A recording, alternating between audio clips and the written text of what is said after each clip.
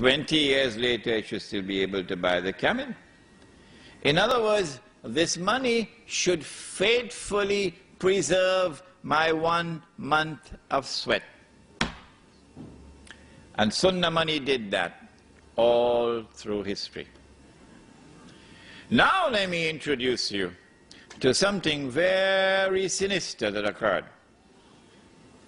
In fact, it was more than something haram, it was riba. But the Prophet had said, sallallahu ta'ala alayhi wasallam, about the riba which would come with Dajjal. What did he say? He said that it will be as difficult to recognize it as it would be to recognize a black ant on a black stone on a dark night.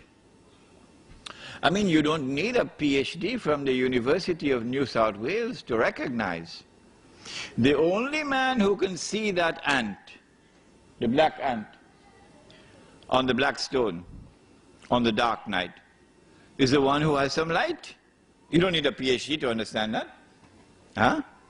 Nobody else can recognize it. Nobody else, not even a PhD from Al-Azhar University. You cannot recognize it unless you have Noor. And guess what? It isn't sold in the stock market. Noor. يَهْدِ اللَّهُ لِنُورِهِ مَنْ يَشَاءُ. Allah guides to His Noor whomsoever Allah wishes to guide. Suddenly, strangely, something happened. Europe is empowered with a power which the rest of the world combined cannot match. If you think this happened by accident, you should go and buy a house in Disneyland. Yes, that's where you should go and live. Europe is empowered for the first time in its history with a power which the rest of the world combined cannot match. And Europe uses that power to attack the rest of the world and colonize it. If you think that happened by accident, go and live in Disneyland. When Europe colonized, it was something very sinister going on. It was made even more sinister because suddenly one day Europe started to withdraw. They call it decolonization. And as Europe decolonized, the natives now, they have something that they call, I don't know if you heard about it, independence. Huh? Independence. And they have a flag, and they have a national anthem, huh? And they have a hodgepodge of an army and so on. And then sometime in the middle of the night, they would have the lowering of the flag and the raising of the flag, and they'll be dancing and so on. And they say, we've got freedom. But the European will be hiding behind a mango tree and laughing his belly out. Look at these one-eyed fools.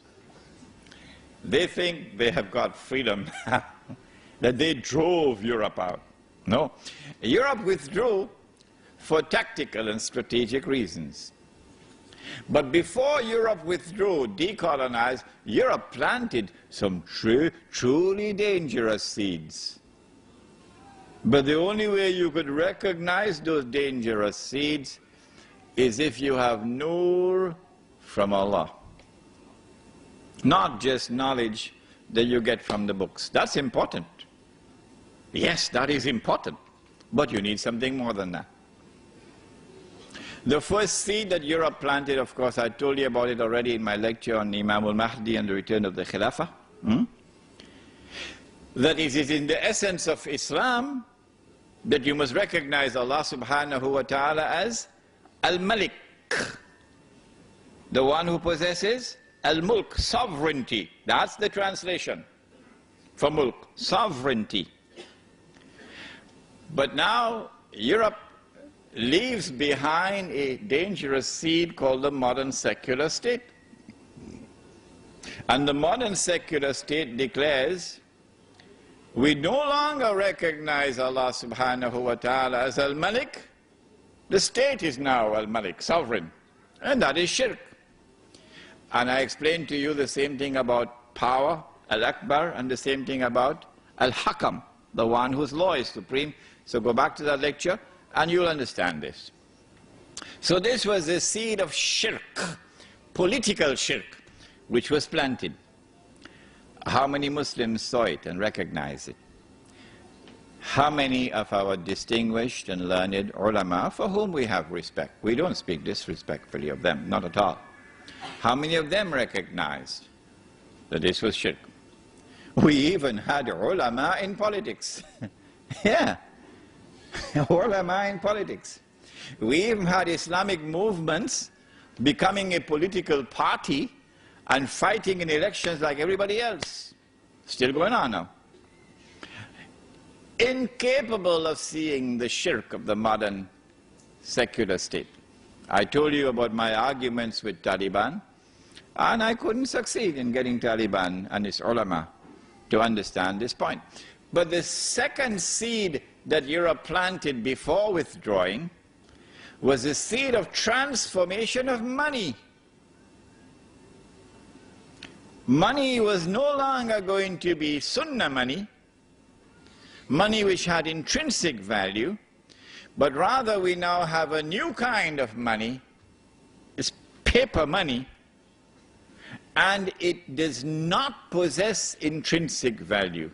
The value of the money is outside of the money. And so now I'm paid my salary in paper.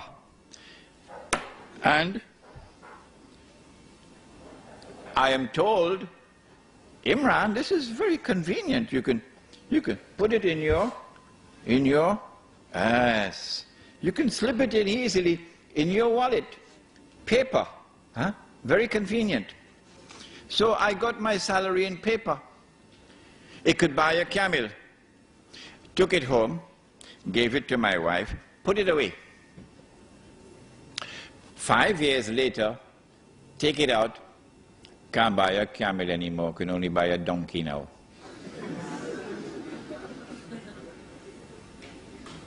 Did you hear that? Can only buy a donkey now.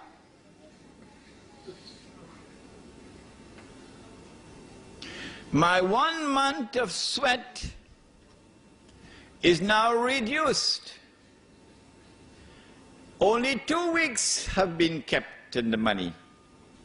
And 2 weeks of my sweat has disappeared. Is this permissible in Islam?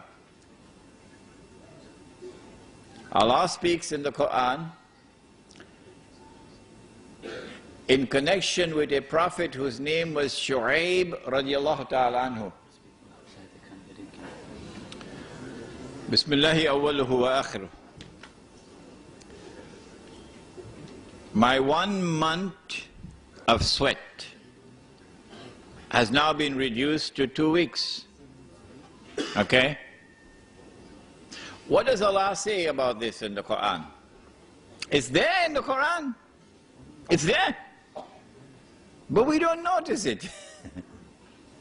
The Prophet Shu'aib alayhi salam and the market or the economy of the people of Shu'aib alayhi salam is a corrupted market. There's a lot of ripping off going on in this market. And Allah subhanahu wa ta'ala responds to it in the Quran, and He declares 3 times in the Quran. Listen to the words. وَلَا تَبْخَسُ النَّاسَ أَشْيَاءَهُمْ. Do not do this. My 1 month is now reduced to 2 weeks.